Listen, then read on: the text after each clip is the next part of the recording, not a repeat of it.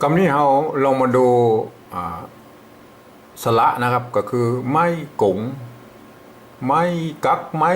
กัวเนี่ยฮะมันจะซับซ้อนกัน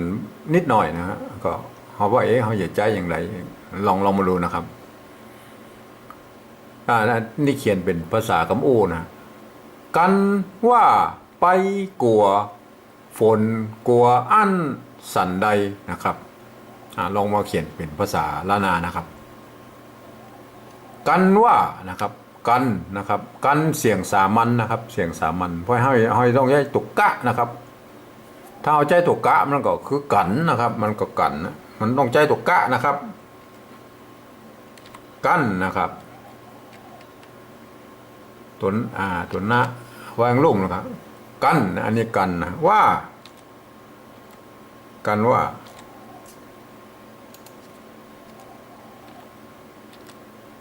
การว่านะครับ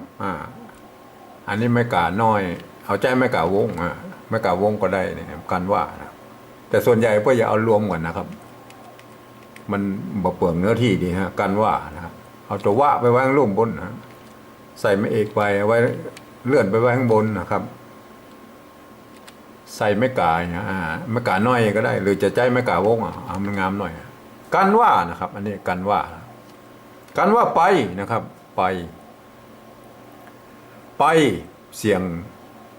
สามัญนะครับไปถ้าเขาจะใจตัวปะ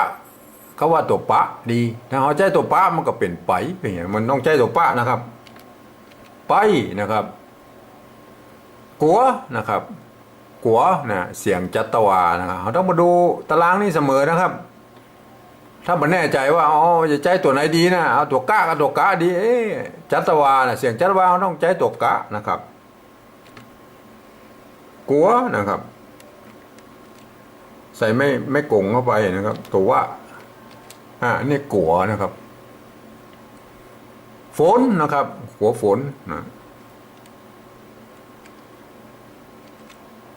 ไม่กงเข้าไปตัวนะใส่ทั้งลุ่มฝนนะกันว่าไปกลัวฝนนะครับกลัวฝนกันว่าไปกลัวฝนกลัวอั้นสันใดกลัวตัวนี้มันจะเป็นสมัยปัจจุบันนี่มันเริ่มเอาตัวละมากั้มก็เป็นกัวนะครับเพื่อให้มันคล้ายๆภาษาไทยมันกลัวอะไรเนี่ยนะแต่ความจริงเขาต้องอ่านกัวอยู่ดีนะครับบ่มีตัวว่าเอาไว้ตรงรูปนะครับอ่านเหมือนกันนะครับสองตัวนี่นะครับตัวนี้มันมีตัวละลอลิงก็อ่านกัวนะครับตัวนี้มีลอละลอลิงก็อ่านกัวเหมือนกันนะครับไม่ใช่อ่านกลัวนะครับกำเมืองต้องกลัวนะครับมันมีกลัวต้องกลัวอย่างเดียวนะครับอั้นนะครับอั้นเสียงโทพิเศษนะฮะเสียงโทละนาโทพิเศษอั้นตัวเป็นตัวอักษรกลางนะครับอักษรกลางเพราะนั้นไม่ต้องมามีหอนำหรืออย่างหลายๆอย่างไม่ต้องเอาไปใส่นะครับอั้นนะครับ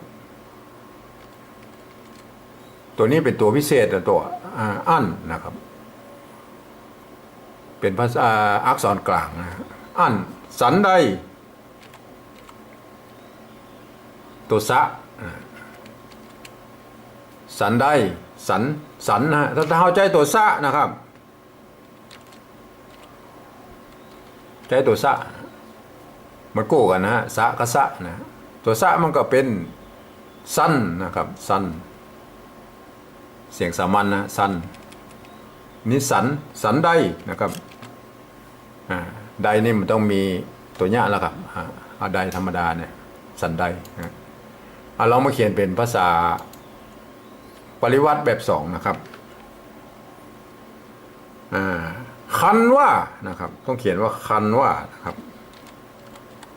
ต้องเอามาตามตัวเลยนะครับที่เทียบมาก็คือตัวกะนี่